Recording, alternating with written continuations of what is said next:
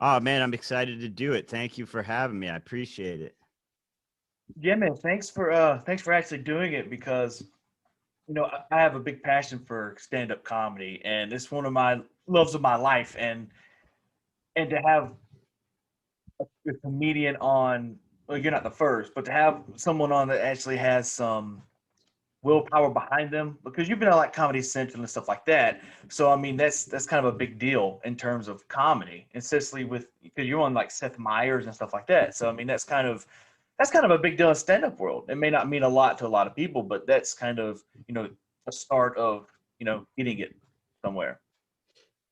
Yeah, man. I mean, it was just super grateful that I was had the opportunity to do some TV. It's an interesting world, man. Like Yeah. things have changed a little bit, like it's not Yeah, like back in the day you went on Carson once and that you was had a it. career, Right, you right. know, and now it's like, I mean, honestly, my comedy has probably been watched 1,000 times more on TikTok than it has been on any time I've been on TV, which is it's a changing landscape. And not that I'm not grateful for Right, those right. opportunities to be on TV, but it's just a different thing. And I think the new age is because at one time it was YouTube, then it was Right. podcast, now it's TikTok.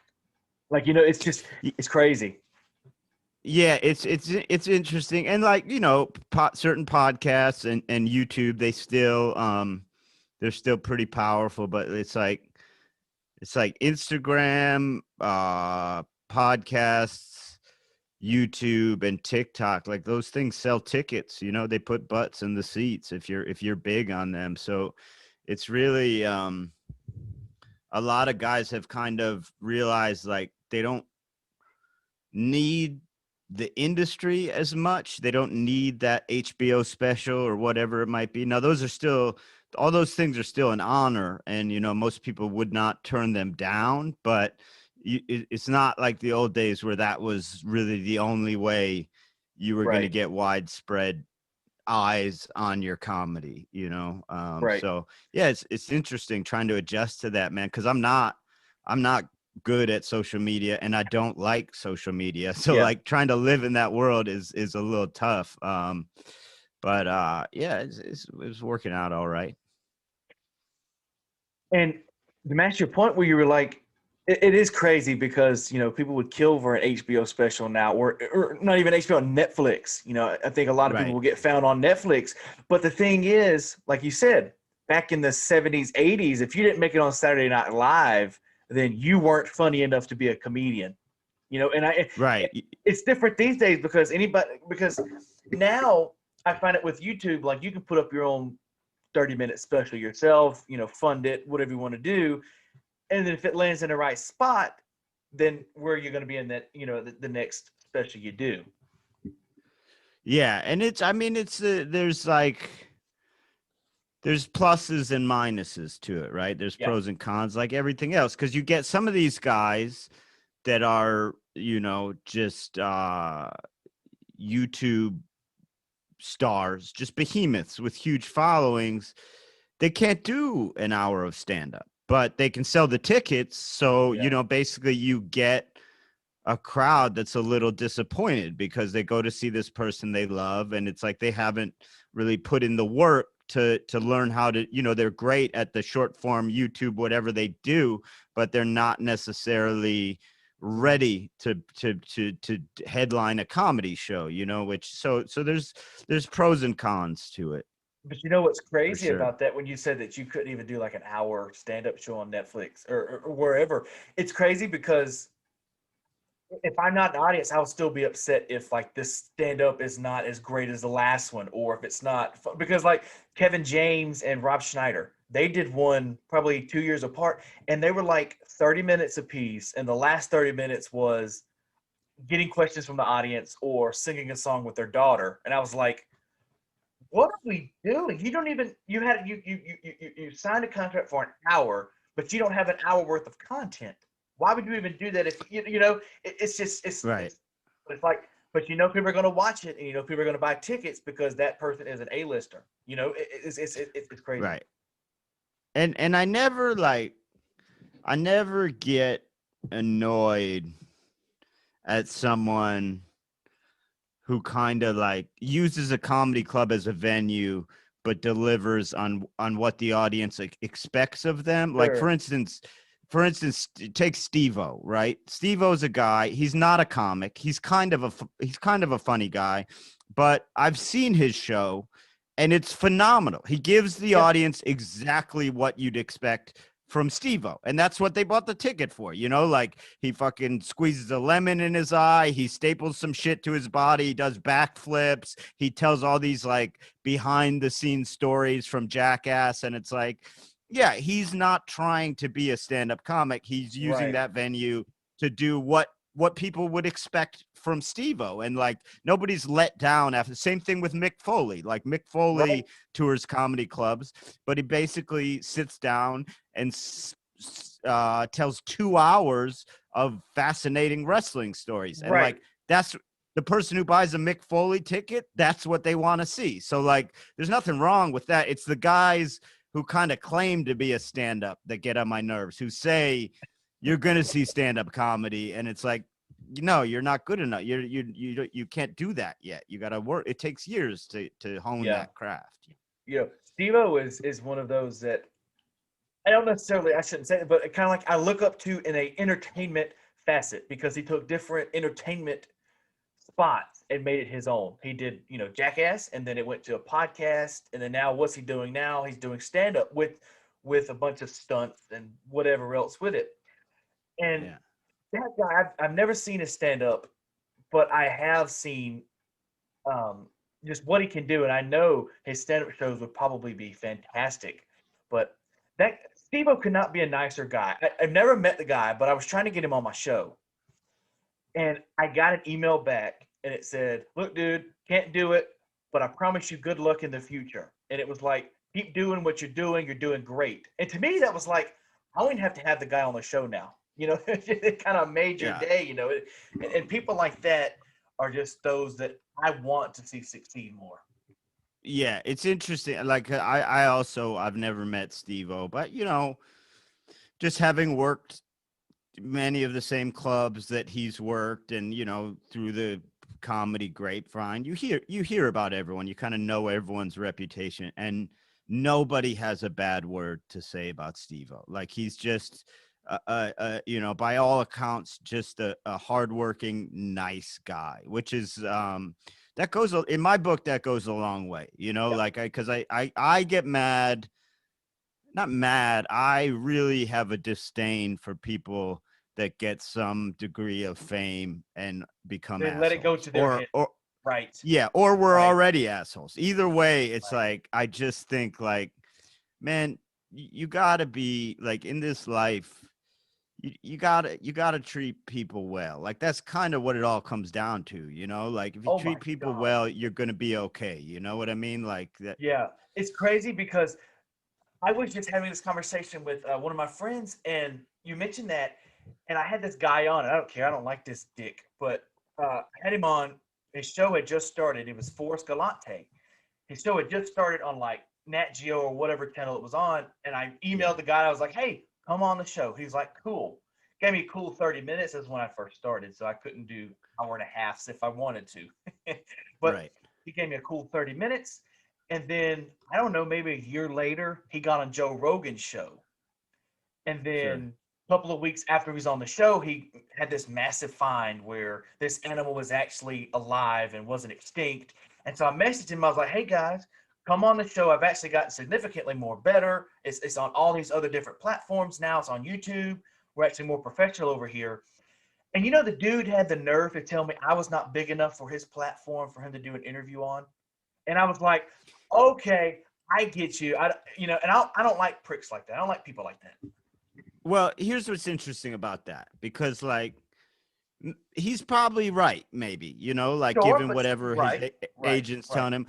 But you know what? Steve-O basically told you the same thing, and he did it with class, and he did it Yes. without demeaning you. I mean, because that's probably why Steve-O didn't do your podcast, you know, honestly, is he's probably said that this is not big enough.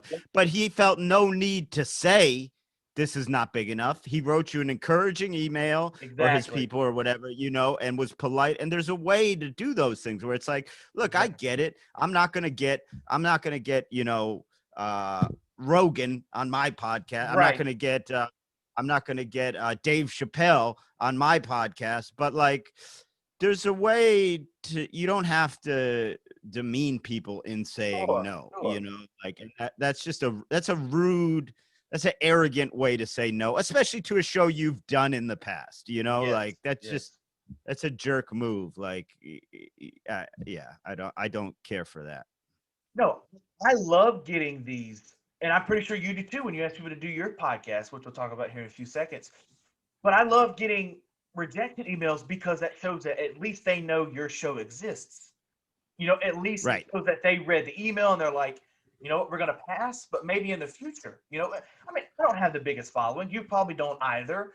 But once it takes that one person, and I think I've had several, you know, I've had like a country music Hall of Famers on, and I've just had people that just taken chances on me because they were given a chance on them. You know, and I think exactly. I kind of think that's in my mind, like they're not thinking about that person that gave them that one chance, and it's just like, you know. But yes, well, and there's like an interesting, there's an interesting thing to it too, like, you know, to give a little, I guess, look behind the curtain. Like, I'm by no means famous, you know, nobody knows who I am, but like I have enough of a following that like, and I have a baby now, and I'm a little pickier with the podcasts I do, just because there's so many podcasts now, and they're, you know, so many of them just are, you know, it just doesn't lead to any kind of it doesn't help, you just don't get out there through them that much. But like with you, it was interesting because I didn't even bother to look up how big your podcast was. You kind of emailed me in a professional way. You were really nice, and that kind of stuff goes a long way, where you're just like, oh, it's not just some guy like hitting you up randomly on Twitter, hey, do you want to do my podcast? You know, it was like, you told me a little bit about your podcast, past guests, and it's like, okay, man, this guy's serious about what he does. Like, I don't care how big he is or how small he is, like he takes it serious. I want to do this podcast, you know, and that I do think that kind of stuff goes a long way. That kind of, you know, I mean, look, I'm in the business of being funny, and so I think sometimes people don't realize, like, you do have to maintain a pretty high level of professionalism, like behind the scenes, to succeed, especially if you're not famous. If you're like me and kind of having to grind for everything, like you do have to. So I saw that in you and kind of appreciated it, and that's why I'm glad to be on your show.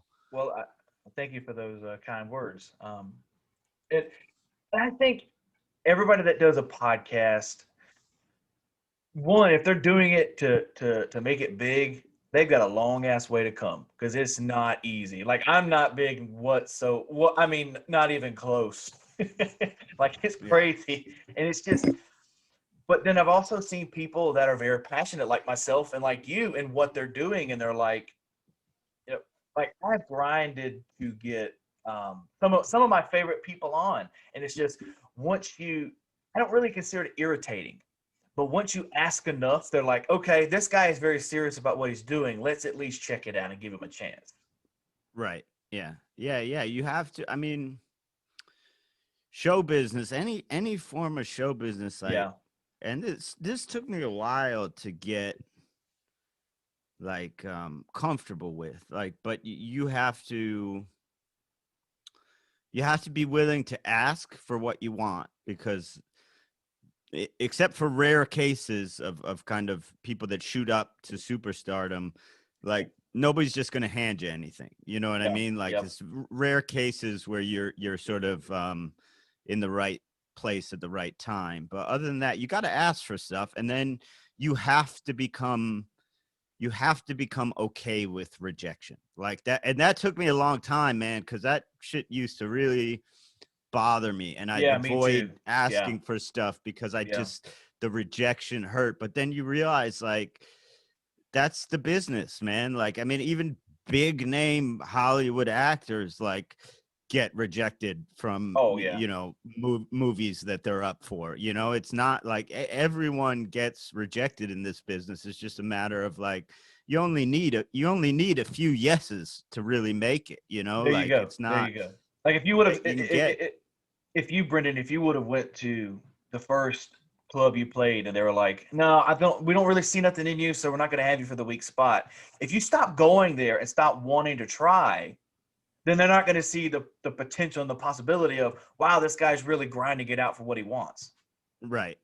Yeah, you gotta be persistent. If I mean, I suppose, like, that's sort of goes for any job, any profession, but I think really in show business, it's especially important because there's such a the competition is so stiff. You know what I mean? There's so few spots for success that yeah, I just feel lucky to be at the place where I'm at, which is the place where I'm at is I'm by no means famous, but, like, I've had a couple of good TV spots, and I make a decent living, and, like, But you're I more never known thought than what I'd, you were before, which is a great thing. It's like at yes, least some yeah, people know me because that one person may know freaking Jerry Seinfeld. And you never right, know. It's one of those things. right, It's just like if that one person knows, because word of mouth is the biggest selling platform anywhere.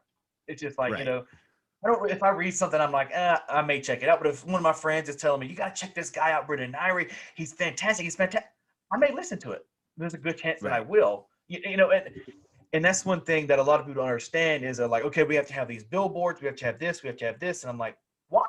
Because it makes you look professional. That's a good thing to look professional, but it's also a great thing to sound professional and make yourself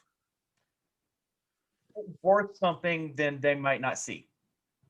right, right. Yeah, yeah, exactly. I mean, that's how I make my living because Yeah.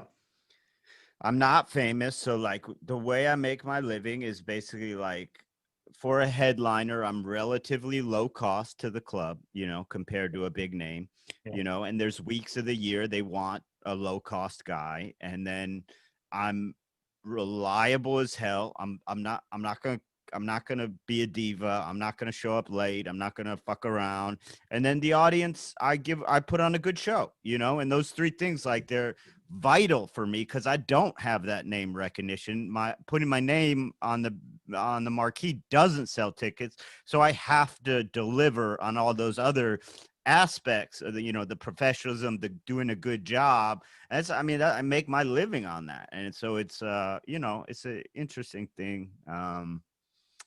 But yeah, hopefully, hopefully I'll get No, to that point where I I do get sell tickets. I get you because I'm mainly in the behind the scenes of music.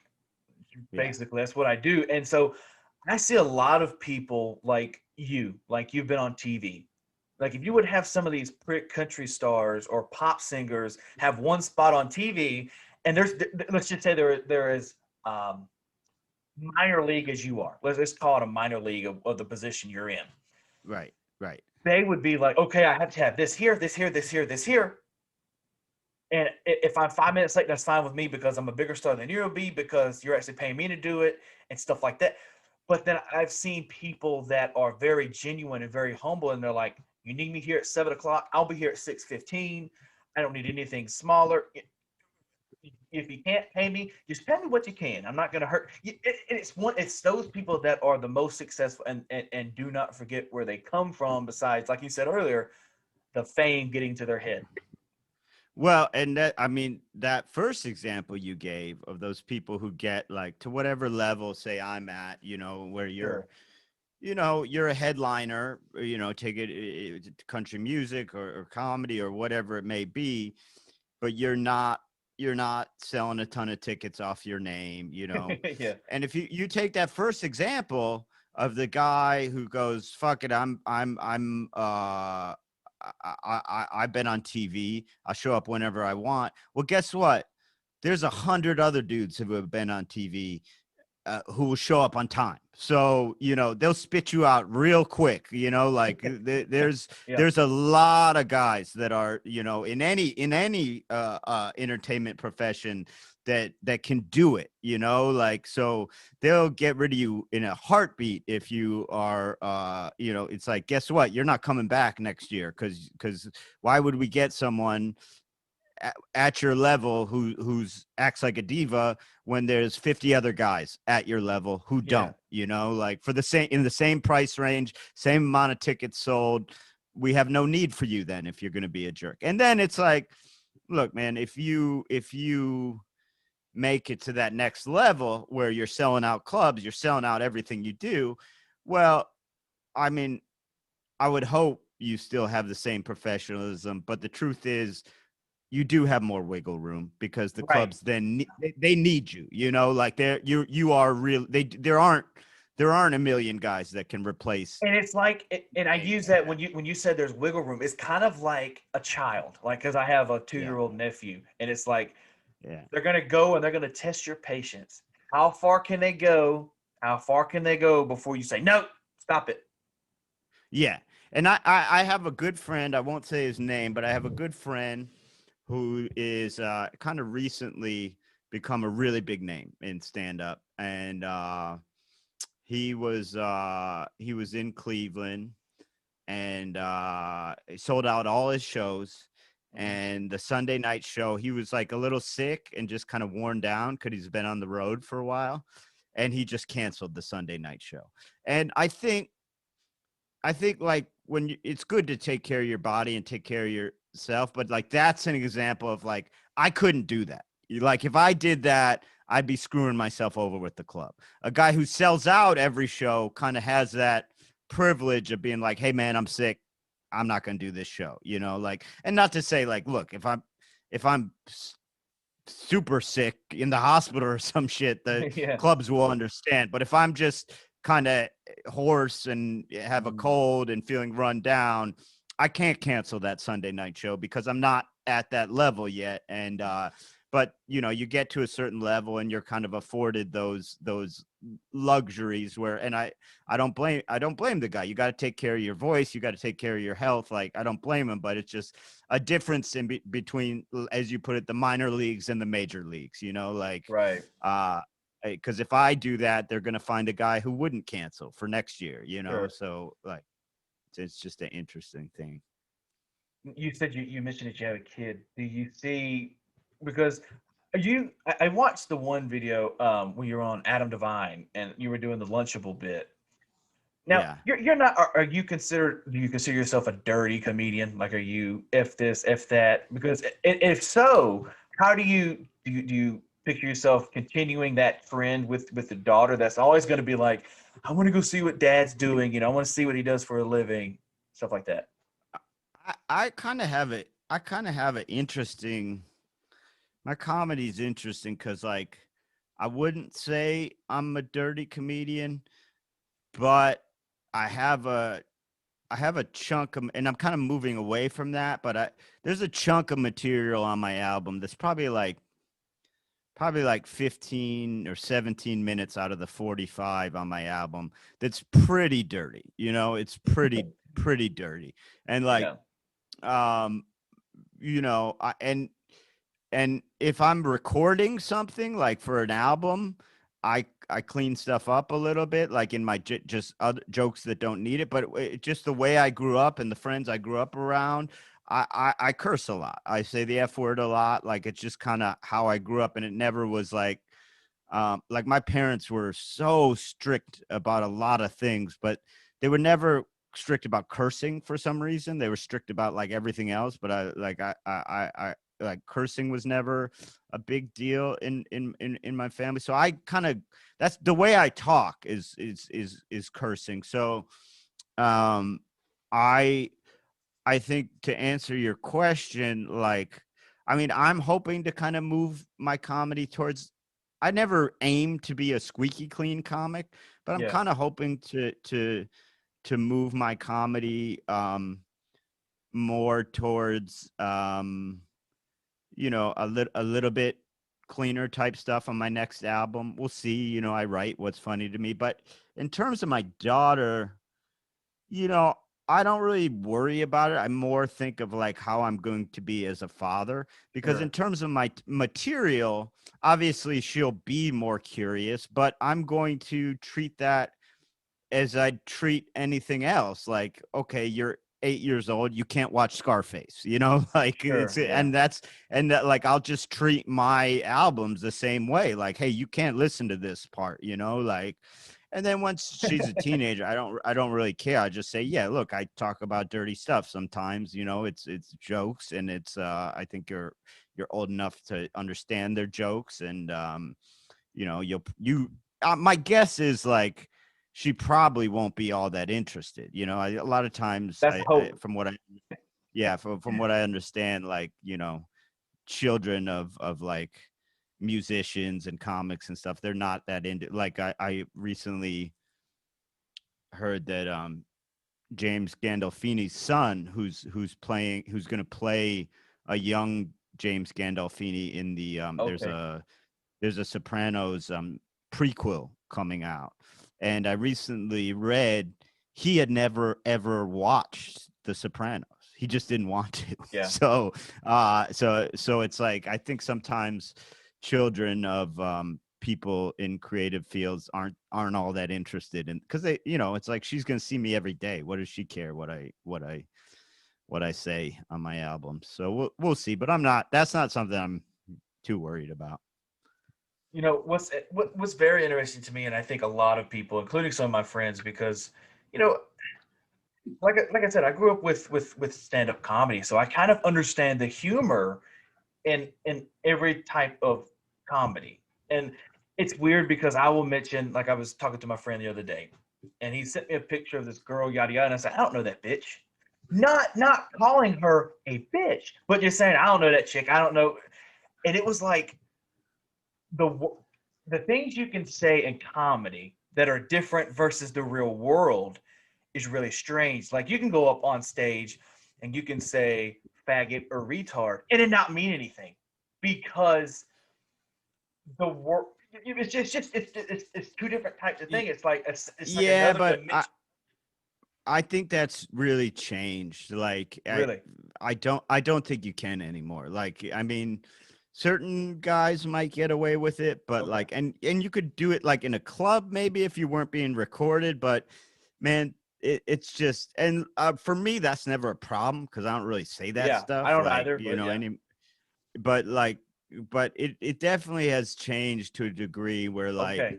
man, guys get a lot of shit for that kind of stuff. Like, unless you're really big, yeah, that's not Wow. really, it doesn't fly so It must much have changed in the anymore. last couple of years then, because I don't know who this guy. I can't. His name was blanking on me, but he was talking about like he was in a he was performing in a coliseum and he was mentioning retards and all that and was getting this big laugh and I'm like, wow, so it really is different. But yeah, I mean, Well, it depends who you are too. I okay, mean, like, it depends who you are and where you are, right? Like, it okay, depends on the audience. It depends on, like you go to New York City, where I kind of really cut my teeth as a comic. You know, I was mhm. there for 12 years. You can't say that shit, man. You will be in Oh a yeah, blog post, or you will be, you will be yeah, in on some shit.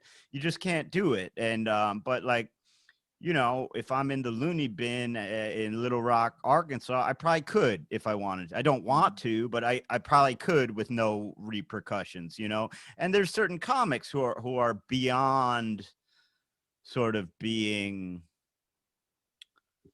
they're beyond kind of repercussions for that. Like Louis C.K. used to say faggot pretty regularly, and Right, like, with not very, very many consequences for that. I mean, he obviously dealt sure, with consequences for other stuff, but yeah, I mean,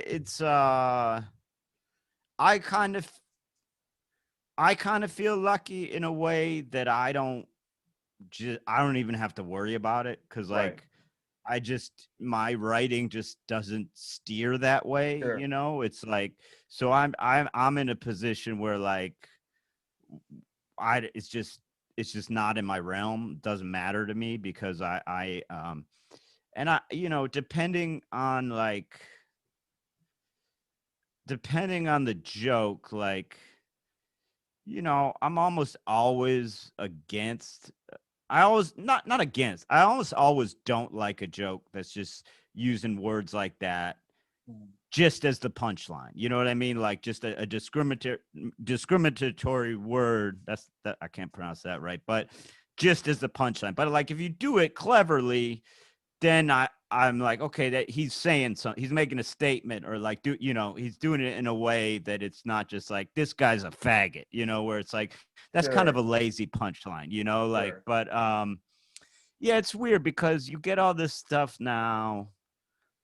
You get all these comics like that are like call themselves like First Amendment comics, like I say whatever I want, like I'm a First Amendment. And it's like that you don't understand the First Amendment, man. The First Amendment just means the government can't put you in jail for what you say. Yeah.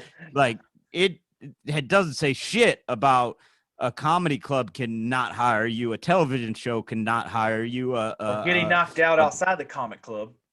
yeah, yeah, exactly. Like that's not what the First Amendment is about. So it's like, I mean, I'm all for guys pushing the boundaries. And sometimes I think we're in a time when things are a little too sensitive.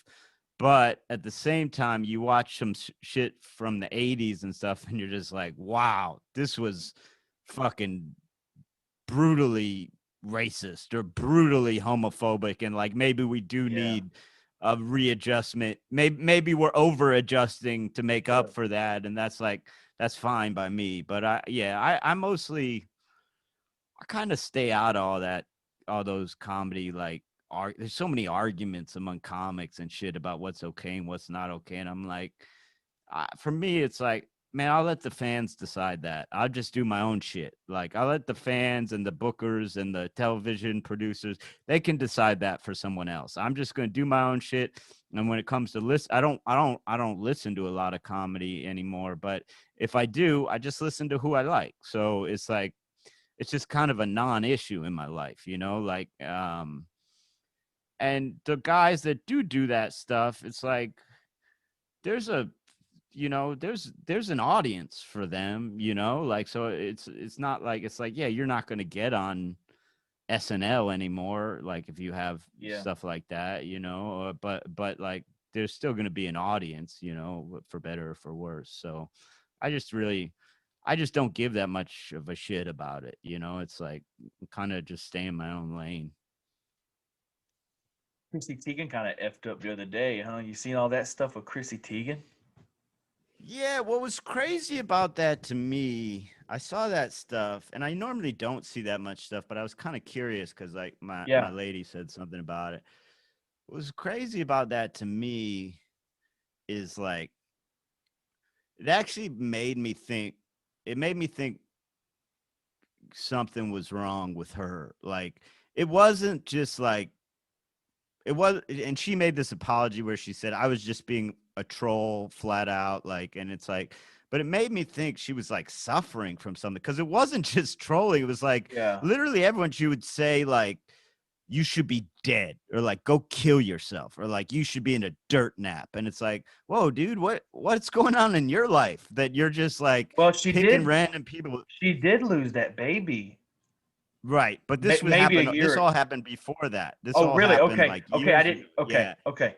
Yeah, and it's like it made me think like, oh man, like you must be going through some mental stuff, because that's not like regular trolling where you're just like you suck or like you're fat. It's like you're wishing death upon people. Like I'm worried about your life, like Well, and then here's the thing that gets me about her is she made a stance against bullying, and it's like, well, how does that reflect her, her look now? Because it doesn't. yeah, She was going through something or not. She was still in the eyes of media bullying, and right. it's nuts. Well, I think it's an interesting thing that like, and people, man, I think people like a lot of people don't understand this, and like I wasn't at all shocked or didn't much No, care one way or the other about Chrissy Teigen, because what I think a lot of people don't understand about these people in the public I is like, you don't fucking know them. All you know is what they choose to present. Like you, and so I think everyone has this idea that like they know celebrities because people are so open now and they have Instagrams and they, they have reality shows. It's like, no, you don't know them. That's not real. They're just showing you what they want to show. You don't know them as a person. They might be a great person. They might be a terrible person. You just don't know because they're nobody is going to show you their true self via their celebrity life, Right. like, and so it's like you can't assume any of these people are good people until they've really shown that, and it's like I just don't care one way or another because I'm like, yeah, there's plenty of assholes in the world. A lot of them aren't famous. Like I don't, there's tons of trolls on the internet that are being shitty, that are telling people to go die, that aren't Chrissy Teigen, that are just some dude in his basement. Like I don't care either way. Like, it's all bullshit. It's all dumb bullshit to me. Like it almost like makes me mad. It's this ongoing like media cycle of like Chrissy Teigen did this. Now Chrissy Teigen apologized. Now Chrissy Teigen's gonna get help. Now Chrissy Teigen's a hero. And it's like, who gives a shit, man? She's just a model. Like fucking move on, Like Not a very who pretty model. cares? I think she's hot, but I got weird taste. Okay. But by the way, I should say this. Sure. This is interesting. John Legend. So there used to be when I first moved to New York, there were two open mics a night at this place called Eastville Comedy Club that at the time was in the East Village, and it was right near where Chrissy Teigen and John Legend lived. And you'd have to get there really early to get on the sign-up sheet. So there'd just be a bunch of, dirty, scruffy open micers hanging out on this stoop waiting for the club to open. And John Legend would walk his dog by almost every time. And he would stop. He knew we were performers waiting to like, he would stop and like chat and be so nice and like encouraging. So it's interesting because he is a guy who like, oh, I have real life experience of him being a good person. So it's interesting to me that they were together because it's like, oh, I actually have a real life example of him being like a good guy. Like most people, celebrities or not celebrities, that have absolutely zero interest in stopping to talk to a group of crappy open micers, and he would stop and kind of like, be like, oh, that's awesome. When's it start? How you guys doing? Like, have a good show tonight. Like, and it was cool. So that's weird to me that like they're married and he seems to be a great guy. So, who knows what she was going through. I mean, I just don't care. I don't either, but it's all over the place. So you kind of like can't ignore it when you're scrolling through whatever, right. And you're just like. But I think the big difference between a celebrity, Chrissy Teigen in this matter, besides a kid in the basement, is people looked at Chrissy Teigen as a hero, and they just see that kid in the basement as a kid in the basement. Well, and absolutely, and Chrissy Teigen has a platform. People. She's got hundreds of thousands of followers. So yeah, it's I think my point is more just like, yeah, I don't see it as any different. It's like, just because you're famous, I don't expect you. I don't have this expectation that you're a good person because you're famous. Like you just as easily could be the attitude of one of these basement trolls, but be famous. The other thing that like I thought was sort of ridiculous, because I think like there's so much like real news in the world that I just get like irritated with like the hoopla over stuff I think is just bullshit, like fluff, kind like stupid, like obviously racism is a real and important thing, but like when Meghan Merkel, is that how you say her last name? Meghan Markle, right? Meghan Markle, when she came out and kind of revealed that the racism she experienced at the hands of the royal family. It just dominated the news for like 3 or 4 weeks. And I'm like, did anyone think that this family of inbred billionaires wasn't racist? Of course Right. they're racist. Like they Right. probably never met a black guy. Of course, like, why is this news? Who gives a shit? They're an antiquated, they're an obsolete fucking mechanism that they don't Right. even do. They just go around and look at stuff. They don't even have jobs. So it's like, it's funny to me what we become, what we put importance on. And I understand the British people like love their monarchy and are so, but to me it's like, yeah, no shit, they're racist. They have a room full of jewels. That's like a villainous thing. Like they play polo. You have to own 2 horses to even get invited. Like, yeah, they don't like they got rid of Diana because she wanted to go outside more. It's like, yeah, no shit, they don't want a black woman there. They're relics, See, you know. And it's I like, did not know. I did not know she was black or biracial. I just thought she looked like a tan complected lady. I swear I didn't think. And then I was yeah, like, she "What does is have all that this look. hate Yeah, about?" And then well, she's yeah, black, and I'm like, "Really?" Like, it was kind of yeah, like Nicole Richie. I was like, "Wow, her dad's yeah. Lionel Richie. She doesn't even look, you know." Right, right. Yeah. She should have just told the queen that. No, I'm just tan. Maybe it was maybe There. that would have gone over better. But do you think? I just came back from vacation. Sorry. Yeah, you mentioned Diana and they getting rid of her. That's a big conspiracy theory. Do you believe that they got rid of her, or do you think she actually really did I die think in a car wreck? well, I think they certainly got rid of her as a family in terms of the divorce, right? I think Okay. that was a family pushing her out. Now, if you had asked me 10 years ago, do I think they killed her? I would have said absolutely not. But I've become more and more cynical when it comes to like Haven't we the all? elite of the world. And so Yeah. I think if you put a gun to my head and said I had to guess right, I'd say they probably didn't kill her. But if I found out for a fact that they did, I wouldn't be shocked. You know what I mean? Like Right.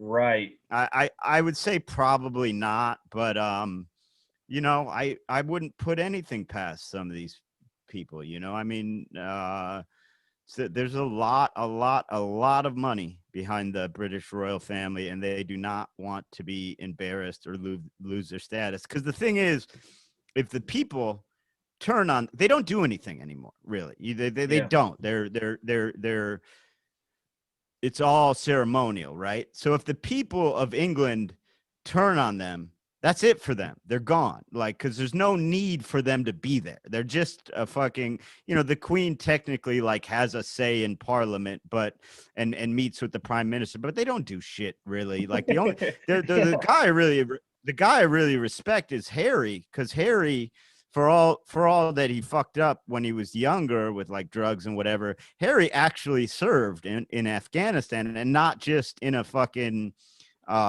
ceremonial fashion. He served in a combat unit. So he's the Right. guy I have respect for, because and then someone leaked it and he had to go home because that puts his whole unit in danger, because it's like, obviously, if you have the prince in your unit, you become a target. So You someone know, leaked that fact and he went home.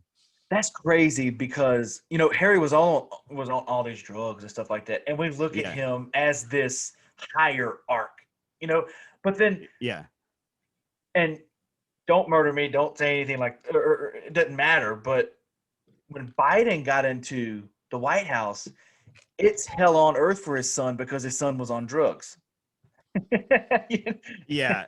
I'm sure, Yeah. Well, sure but I there mean, were some other things, sure, but it's mostly the drugs, and it's just like, but you look, we got Prince Harry here that was smoking all kinds of shit, and right.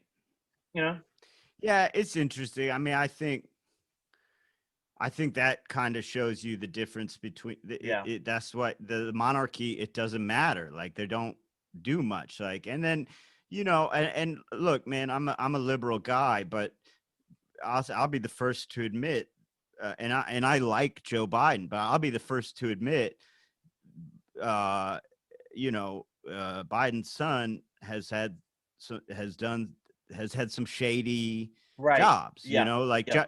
and I don't know that it's really like, they want to dig into it and all this stuff. I don't think it's anything more than just like, hey, let's give the vice president's son a high paying consultancy so we can try and get closer to the vice president, which I don't think is really illegal. It's just shady, but it's like, yeah, he's done a lot of shit. But I'm kind of the opinion that you don't make it to the highest levels of American politics without being shady. I think pretty much 100%. I think pretty much, 100%. I think pretty much left or right, every president in the 100%. past 50 years has probably committed some form of crime or problem. So, I don't really expect that much from our Yeah. from our leaders, because Yeah. I think it's, kind of by nature a job you gotta be a little shady to make it to the top of. It's just the system is set up that way where you need money to get elected, and you can't get enough money just from people donating. So you got to get money Yep. from these big, whatever you call them, these big donate super PACs or whatever they are, and then all of a sudden you owe them. You owe them a favor, and it's like, it's a grift, man. The whole thing's a fucking bit of a scam. But I mean, I like Biden. I liked Obama. Like, I'm still a liberal guy, but I don't, as opposed to some like liberals, I don't have like, I'm not blind to the fact that those guys are probably just as corrupt as the other guy. Like I think there's, I kind of have a bit of a cynical outlook on that whole thing. What about your thought? I want to hear your thoughts on the Mayweather and Paul fight, because that also took over social media for what, about a good 24 hours after the fight? Yeah. Well, I mean, it's interesting. Here's the thing. Here's my thoughts on. Well, first of all, I just wish Mayweather would have beat the shit out of him. I Yep. mean, Mayweather won, but I wish Mayweather would have knocked Do him you think out. it was And rigged? Because now I you, think you you said that you wanted him to knock him out. He did knock him out, but caught him and held him up. right. What I think is, this is what I think. I think it Okay. was because it was not an officially sanctioned fight. Right. I think Mayweather is a showman. He knows boxing. He knows the promotion game inside and out. And I think he knew a fight that went the distance would be better, probably for both of them, and maybe setting up a rematch. I also think Jake, or whichever Paul it was, Logan or Jake, I can't tell the fucking Yeah. difference. That's a big dude, and Yeah. Floyd Mayweather is fighting a guy way outside of his weight class, and Floyd Mayweather has never really had knockout power, even in his weight class. So it doesn't surprise me that much. And I'm not one of these guys. I guess I'm not a boxing purist, so I'm not one of these guys like, oh, it ruined boxing. I don't. Yeah. I think like, it's like, look, man, enough people wanted to see it and wanted to pay for it, and here's two guys trying to make some money off of it. Who am I to tell them not to? I kind of wish Floyd would have not done it. I kind of wish Floyd would have been happy with the hundreds of millions that he already has, and kind of kept his legacy intact. But I get it, man. It's like, if an easy, I don't know what he made, but if an easy like $80 million paycheck is put right in front of you, I'm not going to blame a guy for not turning it down. Like, that's so. Yeah, I mean, I don't love it. I don't think it's not something I'm interested in. But I'm not one of these guys that's like, where's the fucking purity? And it's like, there's no purity in boxing. I commend the Paul brothers, because they both box. They do pretty well, because they went from YouTube to expanding their horizons, and they're just as big, making this big budget money, jumping in fights and getting their butt kicked, as well as, Yeah. Well, here's the thing. I hate them because I hate their comedy. I hate Yeah, what I they do too. stand for in I do too. comedy. But I will commend them. They are not just out there fucking around. They Right? take it seriously. They train hard.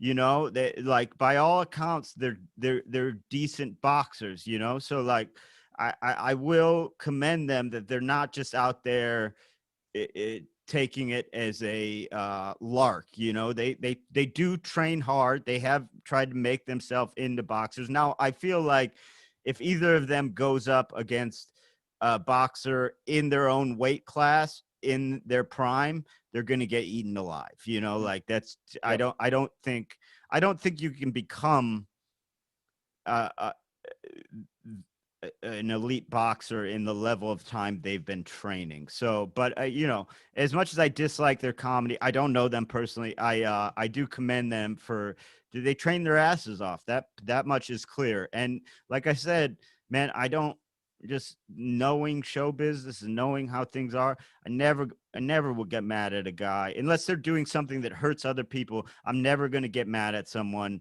for for for making a paycheck. You know, it's like that's just that would be hypocritical and bullshit of me to judge them for Yeah. trying to make some money. You know, that's what they're doing, and they're doing a Here's good job. here's what gets me about people that say that, they ruined boxing. They have not seen David Arquette in WCW. Okay. So Yeah, when yeah, you see that, come back to yeah. me and tell me about a person that didn't even try and it ruined Right. a certain genre of business, because at least they're actually they got the look. They know moves. David Arquette just went and pinned somebody and was the world champion, which is a bunch of bullshit if you ask me. I Yeah. hated that aspect, but you can't hate on the Paul brothers for that. No, and also it's kind of stupid because it's like, man, boxing's huge globally, but boxing in this country, very few people Watch it follow or boxing. Yeah, care. so it's like, what do you mean ruin boxing? Boxing in the United States has been ruined for 50 years. No one's watching it, you know? Like I'll watch like Tyson Fury or something like that, but like for the most part, people have moved over to UFC. Like boxing it, this idea that they've ruined boxing is like, man, Muhammad Ali uh was putting on exhibitions against like a Japanese wrestler, you know, now it would be 50 years ago. Like this has always been a part of Right, boxing, like right. spectacles. So don't, it's not anything new. Yeah. Did you see where I think it was the one that just fought Mayweather called out Conor McGregor in an MMA fight? Now here, this is where Yeah. I'm gonna get pissed if it lasts all 5 rounds and Conor McGregor doesn't teach that guy a lesson. That's where I'm really gonna get irritated, because then I'm gonna have the conspiracy theory that it's rigged. Well, if either of them fight a high level MMA guy and they're not submitted in the first round, I I I will think it's rigged because Yeah, it's just such a different game where yeah, look, boxing, if you have a good chin and you're fighting a guy a little smaller than you, it's like boxing, there's only one way out, right? Knockout, you know, but MMA, if those guys haven't been training jujitsu or training some sort of Russian sambo or some kind of grappling art form, they're just not going to have submission defenses. They won't fucking know how to do it, and it'll be so easy for any mid-level or above MMA guy to submit them. It'll be like cake. You know, their only hope will be to knock them out before they even get close. Because as soon as it goes to the ground, they're finished. Like yeah. that would be my take on it, and I would agree with you. If one of the Paul brothers fought Conor McGregor, who's not even necessarily at the top of his game anymore, still a devastating fighter, but Mm, and it went 5 rounds, I would also say this is bullshit. There's no way. There's no way that he wouldn't easily choke him out, easily put him in, easily. because he could put him in some basic something. He could just put him in an armbar and like those guys, depending on, you just can't learn that in a year. You know, you can't learn those defenses in a year. So But you know, one of them boxed Ben Askren, who's a MMA guy, but it was a Right. boxing match, so Right. a little different. I would pay good money to see Jay Leno try to protect herself in a boxing match. I would pay good money for that, man. Wait, Jay Leno or I would pay did money you to say see Jay Leno because that dude, you know how hard it is to protect your chin, and that guy's got a big chin. Dude, Jay Leno's like 70 now. I wouldn't even be worried about his chin. Casey Neistat would be a perfect opponent in boxing because he would be able to protect himself. He doesn't really have a chin, or it's very small. But that would be, I would pay big money to see Jay Leno in a boxing match to see how that chin's going to get in the way. Yeah. I bet he steps over that in bed every night. Step over it. Yeah, man. Yeah, you got the chin. Well, look, man, as we kind of wind down here, I don't know how short you are on time, but we've been going for an hour. I'm going to talk about your podcast. It's called I got it written down, Rad Dudecast Podcast. That's a tongue twister. Yeah, so it's over, man. It's just called the Rad Dudecast. Sometimes people add podcasts, but it's over. It ended last month. Oh, really? So you're not doing it no more? No, we all mutually. So it was myself and two phenomenal comedians, Anthony DeVito and Greg Stone, and we did it for eight years, I think, and just had a blast. And it got to the point where I think we all just kind of were ready to be working on other stuff. And so if you are interested in checking out the Rad Dudecast, what happened is Greg has a podcast called Friday Night Greg. He took over our RSS feed. So if you subscribe to Friday Night Greg, you can listen to all the old Rad Dudecasts. But I mean, there's so many because we've done so many Patreon episodes and we're doing it for 8 years. I mean, how was that? Was that a big success podcast? Because again, I didn't know it was alive for 8 years. Yeah, for what it was very successful. And what it was three comedians who weren't famous, and we almost never had guests on. And you know, a big key to growth in podcasting is having guests on. Your guests then share the podcast or whatever. So for what it was, yeah, it got pretty big. You know, I would call it, like, in the scheme of podcasting, I would call it a mid-level podcast. You know, we were all making money. We were all making money off it, like decent money every month. So, you know, I guess that is kind of rare for podcasts anyway. But yeah, it was cool because we walked away, like there was no animosity, nothing. We were all kind of just like, yeah, project seems to have run its course. Like, we're kind of ready to move on to some other things. And I'm starting a podcast that because I've had a lot of mental health issues, and I'm starting a kind of mental health sort of comedic mental health podcast called Shit Brains. That's going to come out sometime in July. It's been cool. So we've been already recording. We had Jeff Dye on there. He was great. Noah Garden Schwartz, a couple other people. So yeah, if you want to check that out, that'll be out probably mid-July is when we're going to launch. But yeah, I'm excited to kind of move on to my next thing, you know. I would love to have you on again and we talk mental health, because I suffer from bad anxiety, bad depression, bad OCD, bad germophobia. And so I think that would be a great chat we could have on mental health.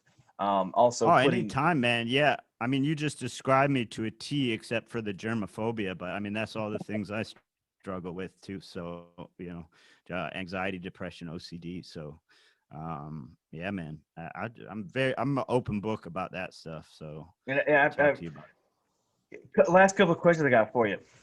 First question is, are Lunchables really a meal?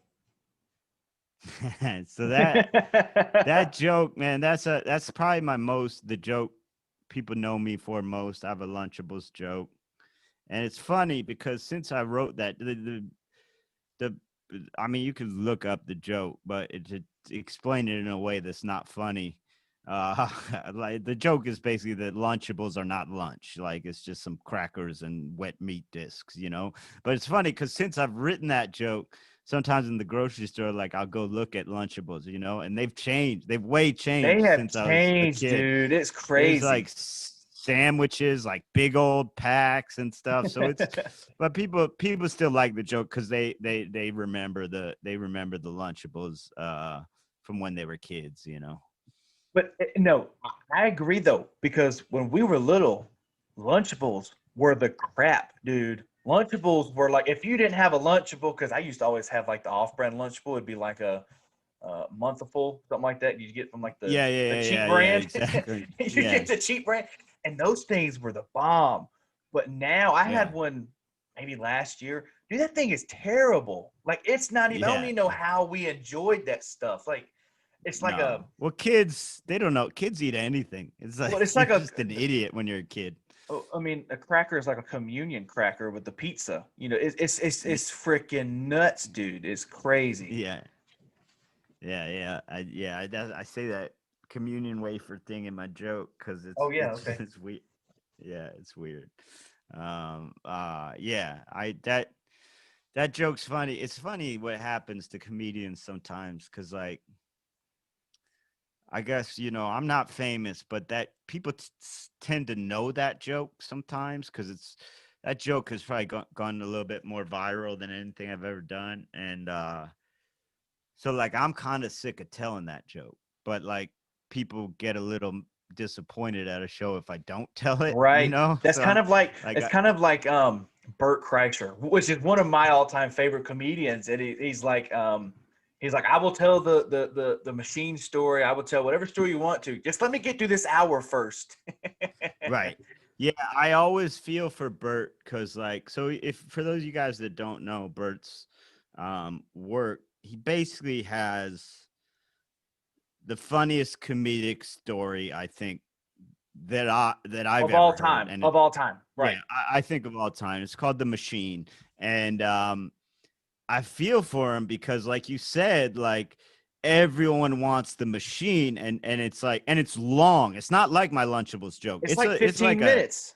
It's like 15 minutes, and it's like I just feel for Bert because I know he's got to be going through it where he's like, fuck, I don't want to tell the machine every night, but Bert's like the nicest guy in the world, so he's gonna Have you do it. met He Bert? puts on, yeah, I met Bert years ago.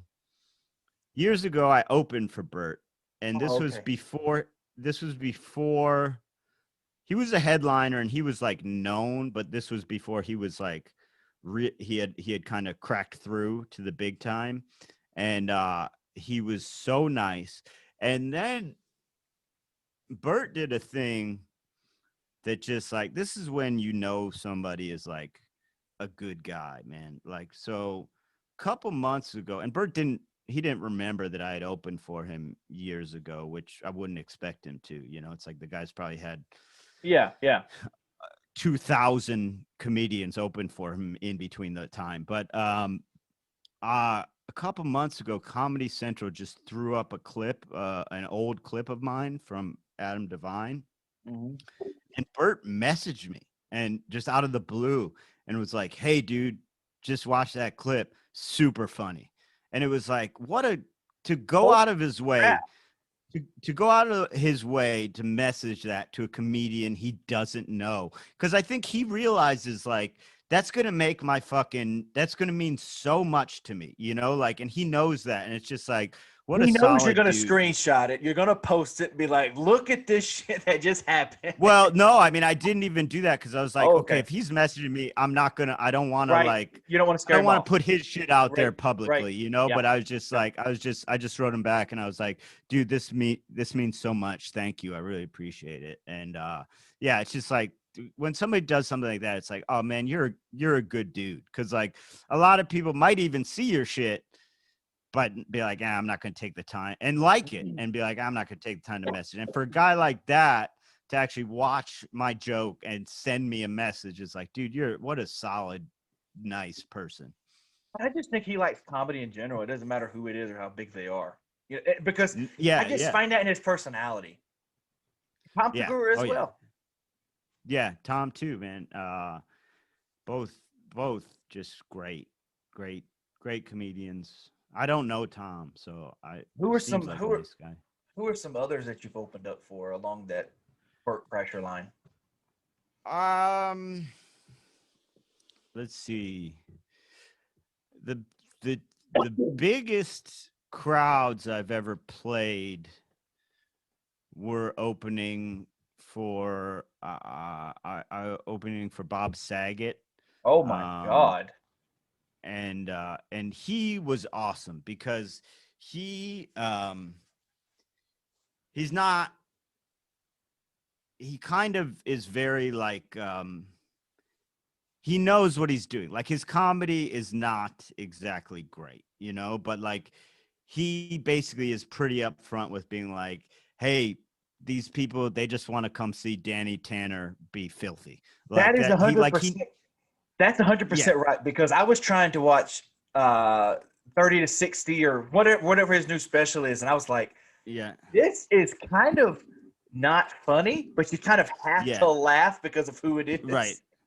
Right, and the fact that he's aware of that and not under some delusion, and And it's like doesn't I care. think at one time I think before Full House, from what I've heard, he was an amazing comic, and I think he just doesn't have the time anymore to really put effort into developing his act. And dude, he could not have been nicer to me. He was just such a great guy, and I opened for a time. I opened for Colin Jost from SNL, Wow. the Okay. Weekend Update guy. I do not He like was Colin amazing. Jost. Let me tell you why. He Okay. took my woman away from me. He took Scarlett You were in Johansson the running. away. You were in the Oh, running on I that was one. top tier, man. She was like, "It's between Ah. you and Colin Jost. Who's it gonna be?" Yeah, and dude, he was just Yep, so I've heard nice. great Like he stories about would, him. dude. So I would open for him, and I would get paid by the club. I wouldn't get Yeah, paid by him because he was doing clubs at the right, time. right, right. And then the Monday after we worked together, every time he would just Venmo me a lot of money. Like, and it was like, I think, he knew, okay, they don't pay the middle act that much. Um, and he's rich. He doesn't care. And so like the amount of money he was giving me extra as a bonus probably didn't matter much to him, but he knew it would change my next 5 months in New York, What do you mean? So like, When you say he's rich? He's made that much money from Saturday Night Live? well, you have to remember that guy's been at SNL since he was 22. So he's only been on air for the last Right. He's been behind the scenes but writing. he's been writing there since he was 22, and Okay, I writers didn't make a know that. lot of money. I didn't And know then that. he was the head writer for like, Oh, I okay. think, a bunch of years before he got on Weekend Update. So, and writers make Okay. a lot of money, Right, so right. what a lot of people don't know about Colin Jost is there's very few. We were talking about this. There's very few, if anyone, that has ever been at SNL longer than him, because the show's only been on for what, they just had their 40th anniversary Yeah. a few years back, and he's been there from the time he was 22, and he's now I think he's probably like 38, 39. So he's been there for 17 years out of 17 years out of 45 years, or however long they've been on. There's really no one that's been at the show that long. Like maybe what's his name, maybe Well, I would say Keenan. yeah. That was what I was googling right now. How long Keenan Thompson had been there because I was like, Yeah, I think he's the longest running show member. he's by far the longest running cast member, by far. But in terms of people that have actually Right. worked for the show, whether it be writer or cast member, I think Jost might be longer than anyone, which is pretty incredible. But yeah, he was. I mean, it was just to do that, to be like, because you don't expect you know, it is kind of a thing that happens sometimes where you open for a big guy and they give you a bonus, but like you don't expect it, you know, Yeah. and like I didn't expect it at all from him because he was just doing clubs at the time, not theaters. And so when he did that, it was just like, fuck, man, thank you. Like I really appreciate your generosity. He's just a good man. His brother So Casey does Impractical Jokers. I think he's like a big producer mhm. over there for those guys. Yeah, Nice. he writes for them too, and he I've seen he used to do a little stand up in New York. He did Right. He improv and did the Impractical Jokers came to New Orleans. They were doing their stand up as the Tenderloins. And I went yeah, and he was the opening act for them. right, right. What was interesting about the Impractical Jokers, so when I first moved to New York, there was this there was this bar show on Staten Island, and you would take the ferry over to Staten Island, and then the bartender from the bar would pick you up and take you to the show, right? Okay. And the bartender was Sal. And Wow. Okay. what was crazy is like most stand-ups had no idea that he had this whole other life in a sketch and improv group. Like I just thought he was the bartender, and then all of a sudden Impractical Jokers blows up and you're like, fuck, that's the guy that gives you the ride to the Staten Island bar show. And it was like, because he didn't talk about it a lot. And so his friends knew, and the comics that knew him well knew, but I had no idea. Like, I Yeah. just thought he was a bartender, you know, like it was kind of wild when they blew up. And he's a super sweet guy too. Those people are giant now. Like it was, Oh, huge. I mean, they're everywhere. Like you just like, have you ever seen the show Practical Jokers? And you're just like, are you kidding me? And then it's, we got this ongoing joke. Me and my brother, we're big fans, and the joke is, there is no way these people are paid actors because there's no way these people do not know who these guys are. If they have social Well, media, YouTube, anything like that, there's no way they know who they are. yeah, I bet it gets harder and harder to find things that work. Right. I would tell you a thing. I wrote, um, you know, as a comic, sometimes you pick up little writing gigs here and there. Like, and I've never written for a television show or anything like that. I'm not really focused on writing for other people, other than my own act. But like, Uh-huh. I'll take a writing job here and there. And I got a little writing gig, for Sony. They were promoting a movie, and somehow it was like a tie-in with the NFL. It was a dumbass thing they wanted me to write. It was just some stupid. It was just some stupid prank, like this hidden camera prank, and basically it started to go wrong. Like the NFL player that was in on it, who said he could get all his buddies to come to his hotel room for the prank to go down. Basically, his buddies were just like, dude, what are you talking about? Come down. You come down to the lobby. Why would we come to your room? Like the whole thing started to fall apart.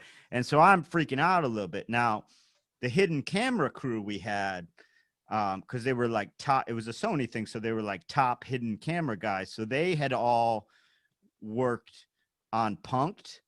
They were all like Wow. veterans of camera crew from Punked, and they were just cool as a cucumber. And they see me freaking out, and one of the camera guy goes, "Dude, don't worry about it." He goes, "Every single prank on Punked we had to fake." He goes, like pretty much 95% of the time, it would start and the celebrity would be like, "This is punked. What are you talking about?" And then we'd have to just be like, "Yes, it is. Let's just fake it. It'll be good for everyone's career." And they were like, everyone was faked because it's like, and I Wow. was like, oh, and we ended up faking the prank for this thing. So it's like, it's not, and I'm not saying Impractical Jokers does that. I don't know if they do or not, but it's certainly But not unheard of in the But industry. here's where I call their bluff because they're always like, in New York, that's such a big designated area. There's so many people that don't know who we are.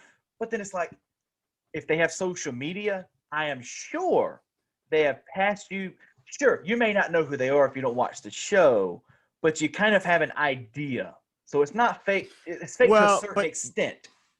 but you have to like I mean, and I don't know what they do, and I don't know how I much don't they either. fake or It's don't just me. fake. It's just me But saying. like keep in mind, like you're thinking of guys like me and you. Like my mom wouldn't have any fucking clue who I any of those guys are. probably. She wouldn't recognize their face. She wouldn't know them, you know? So it's like there's a lot of people out there who aren't as like connected to that world as you might think, who aren't really on social media, who aren't really, you know, and it's like, you know, finding those people might be becoming harder and harder for them, I'm sure. But yeah, I mean, there's definitely people that aren't like, yeah, I know for a fact neither of my parents would have a clue who they are, you know? So like, there's people out there that aren't really tuned into that world, you know, like, Mm. and I mean, I've also like, I've definitely dated people like my own age, like before I was with my lady that just were totally disconnected from the comedy world, like it would Really? not Yeah. recognize them. And these are people that are in my age group that just, you know, don't watch that kind of TV and don't really Yeah. follow anyone like that on social media, and you just wouldn't really know, I guess. Last Because question, it dude. does seem crazy. It does seem crazy It to guys does. like me and you. Yeah. Um, But but there's people out there that are not as, they just don't know. last question. I'll let you go, Brendan. Favorite comedian of all time? You have to pick one. You can't just say, "Ah, Uh, man, one." Mitch Hedberg, easy. Mitch Hedberg. Okay, good pick. I, I don't Mitch think I don't think a Hedberg. lot of people would know who he is, but for me, knowing that I'm a big comedy nerd, it's obvious I know who he is. Yeah, yeah. I mean, so if you haven't watched, Mitch Hedberg passed away. He was a one-liner guy, and I don't do one-liners, but his I just man, I grew up watching him, and I have stage fright. He had stage fright. That really kind of um inspired me, but like he just had these genius absurd one-liners, which it's really not very close to the type of comedy I do, but I just, no one ever, to me, no one made me laugh like that. And so if you're a younger person listening to this show, or someone who's not a big comedy person listening to the show and don't know Mitch Hedberg, you're in for a treat. He's got, you know, a ton of work out there, even though he passed away. And I would listen to all of it if you like it. He's very much either you like him or you hate him, because some people will listen and immediately turn it off because they don't like sort of absurdist one-liners. But Right. man, to me, he was the best. So that's my easy answer on that one. Cool, man. Look, I appreciate you coming on my stupid show here. I know I'm not professional, but hey, at least I try. I enjoyed the I think you're conversation. very professional. I think I did too, man. I had a great time. I would come back anytime, man. Anytime. Yeah, we need to set up I really appreciate you having me. once your podcast comes out and it's actually a few months down the line, we'll get you back on and we'll do a mental health episode because because I'm not very open about my depression a lot. I kind of deny it, Yeah. but I actually really do have it really bad. And it's like, Yeah. I don't really talk about that much, but it's having not an expert, but someone that has experienced the same things that I've experienced. I think that's going to be a great chat. Yeah, and I'm lucky enough that I'm a comedian, so I'm Yeah. afforded the availability to be as open as I want about it. You know, like a guy who Yeah. works for a bank or some shit that, you know, I mean, I think it's illegal to fire you, but you might get passed over for that promotion if you start talking Right. about being crazy, you know, whereas Right. for me as a comedian, nobody cares. Probably helps me if anything. That's true, man. And it's crazy because we're gonna get off another tangent, but I'll say this and we'll end it. But like you said, if you have a bank teller, that may, escort your job. And I think that's what's wrong with the world is like a lot of people don't come out and say, I'm depressed, I have anxiety, because they're scared of how the world's gonna treat them.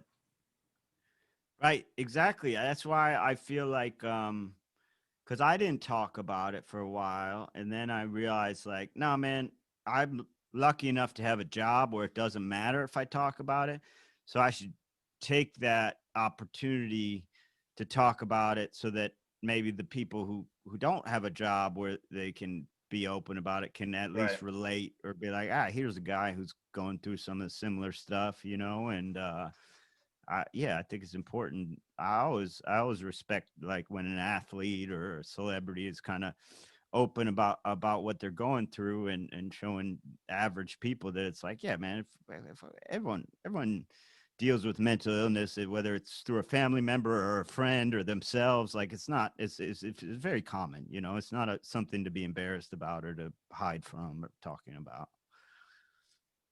Brendan, I appreciate it again. Let's do this again sometime. Yeah, anytime, man. Thank you. Thanks, dude. Have a good one. You too. All right, bye.